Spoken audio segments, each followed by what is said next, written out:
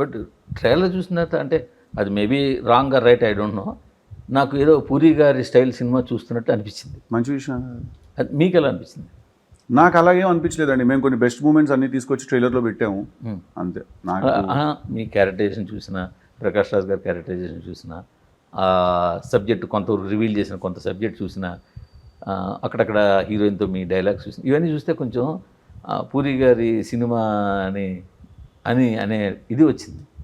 Okay, మంచిదే. I take it as a compliment. మీకు ఎలా అనిపించింది?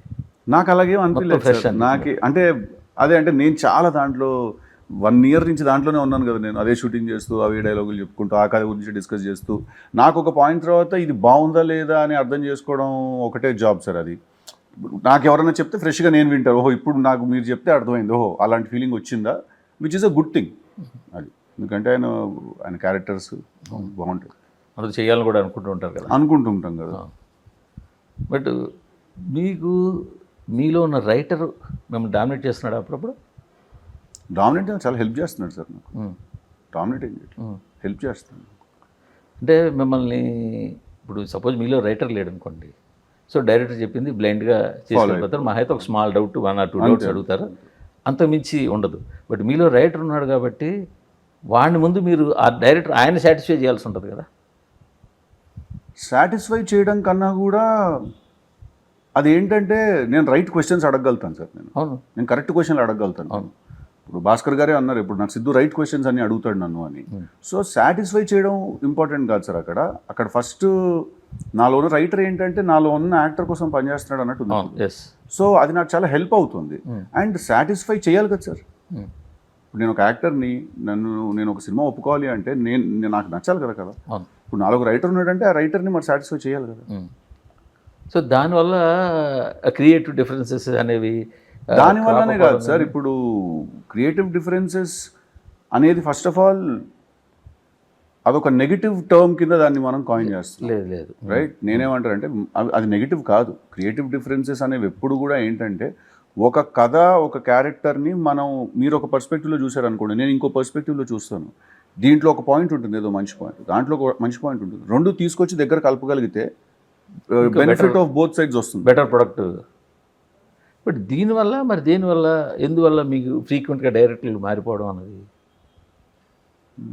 మారిపోవడం 1 చేసిన 2 చేయట్లేదు, 2 చేసిన 3 చేయట్లేదు. 3 అసలు నేను ఇంకా అనౌన్స్ చేయలేదు. చేస్తారు కదా.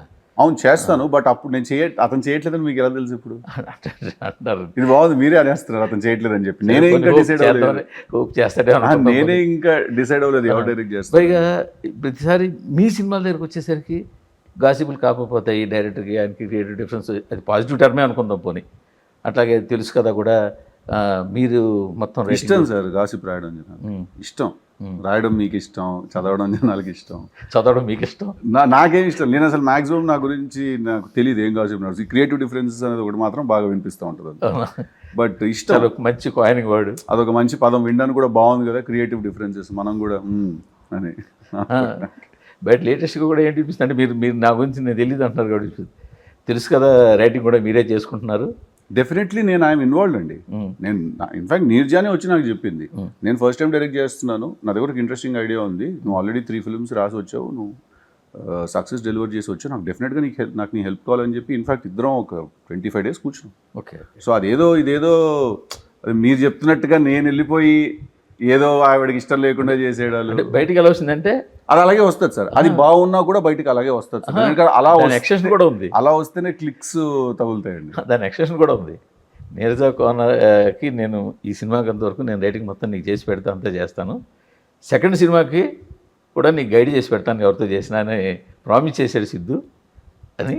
తను అడిగింది నాతోటి, నేను ఏ ఫిల్మ్ చేసినా కూడా నాకు ఒకసారి నీతో డిస్కస్ చేయాలని, నాకు నీతో డిస్కస్ చేయాలని ఉంది, నాకు కొంచెం నీ ఇన్పుట్స్ కావాలి అని. నేను ఇప్పుడు నెక్స్ట్ చేయబోయే సినిమా స్క్రిప్ట్ కూడా నేను నీరజతో డిస్కస్ చేస్తానండి. సో మా అందరి మధ్యలో కమ్యూనిటీ వేరేగా ఉంటుంది సార్, మా అందరి మధ్యలో డిస్కషన్ వేరేగా. మీ దగ్గర ఉన్న థింగ్ ఒకటే, బయటకు వచ్చిన థింగ్ మీ దగ్గర ఉన్న థింగ్ ఒకటే, కానీ బయటకు వచ్చే విధం వేరు. అదే దానికి కొట్టిన కలర్ వేరండి. అదే కొట్టిన కలర్ వేరు. యాక్చువల్లీ పాజిటివ్గా ఉంది అది. అవును, దాన్ని కాస్త అది నేను అన్నా కదా, ఏదైనా నెగిటివ్ ఏదైనా చెప్పిన వెంటనే ఏంటంటే అట్రాక్ట్ అయిపోతారు ఫస్ట్ జనాలు అట్రాక్ట్ అయిపోయి చదివేస్తారు ఫస్ట్ అది.